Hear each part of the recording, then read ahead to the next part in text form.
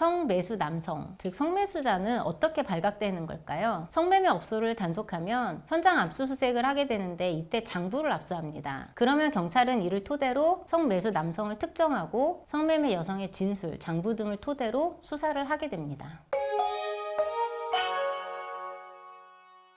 안녕하세요. 검사 출신 형사 전문 박정 변호사입니다. 오늘은 성매매 알선 관련하여 실제 사건, 단속 방식, 그리고 처벌 수위에 대하여 알려드리려고 합니다. 예전에 그룹 FT 아일랜드의 최민환이 성매매 업소 실장과 성매매 관련하여 대화하는 녹음 파일이 공개되어 큰 파장이 있었죠. 여기에서 성매매 업소 실장이 성매매 알선에 해당한다고 볼 수 있습니다. 우선 성매매 그리고 성매매 알선 모두 불법이라는 점은 분명히 알고 계시죠? 모두 형사처벌 규정이 있고 특히 성매매 알선은 실형까지 선고받을 수 있는 중한 범죄에 속합니다. 성매매 알선 등 행위의 처벌 등에 관한 법률은 성매매뿐 아니라 성매매를 알선하는 행위 역시 처벌하고 있고 성매매 알선의 법정형이 더 높습니다. 알선은 말 그대로 성매매를 주선, 장소를 제공하는 행위를 말하겠죠. 권유, 유인 또는 강요하는 행위까지 포함합니다. 여기서 하나 말씀드릴 부분은 건물주 또는 임대인분들은 임차인이 성매매를 하는 것을 알면서 임대를 하는 경우 성매매 알선에 해당하니 주의하셔야 합니다. 또 알선을 영업으로 하는 것이 인정되는 경우 더 가중처벌돼요. 성매매 단속은 성매매 알선 방법에 따라 달라지는데요.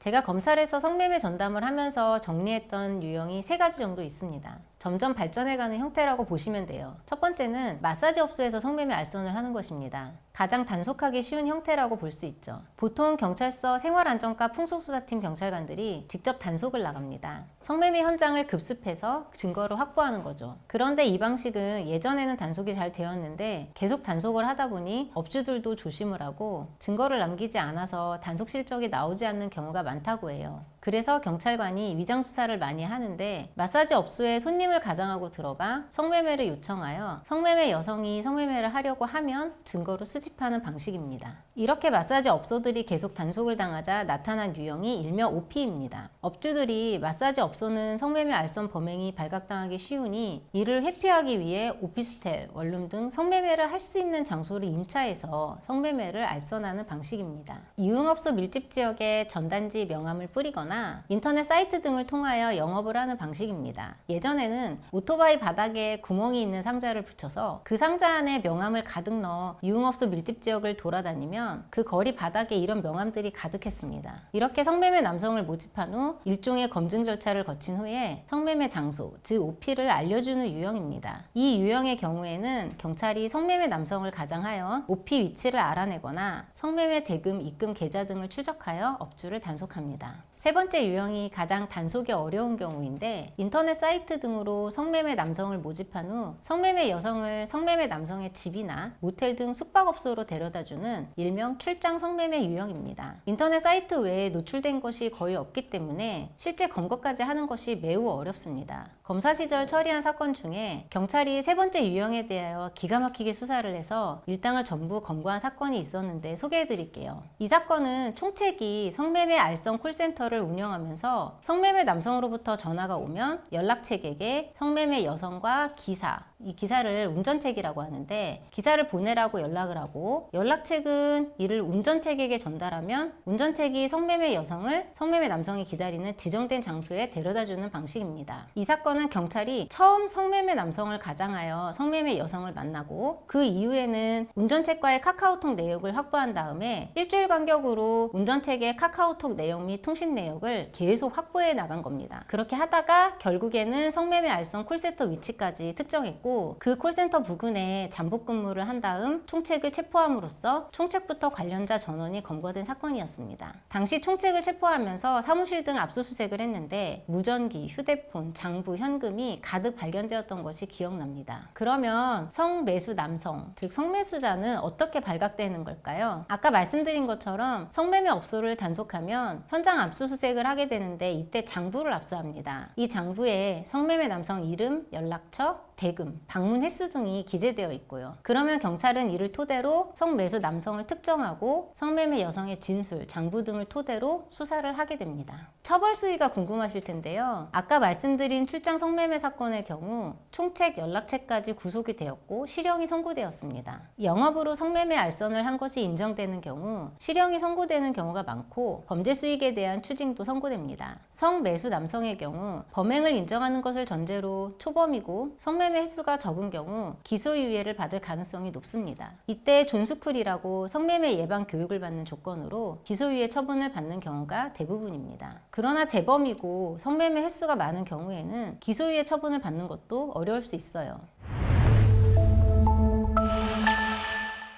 오늘은 성매매 알선, 실제 사건, 단속 방법, 처벌 수위 등에 대하여 말씀드렸습니다. 오늘 영상이 도움이 되셨나요? 앞으로도 이 채널을 통해 형사사건, 수사 대응 팁에 대해 현실적이고 유익한 정보들을 계속 전달해 드릴 예정입니다. 만약 오늘 주제와 비슷한 고민을 하고 계시다면 저희 사무실로 연락 주시면 최선을 다해 상담해 드리겠습니다. 박지영의 실전변호, 저는 박지영 변호사였습니다. 시청해 주셔서 감사합니다.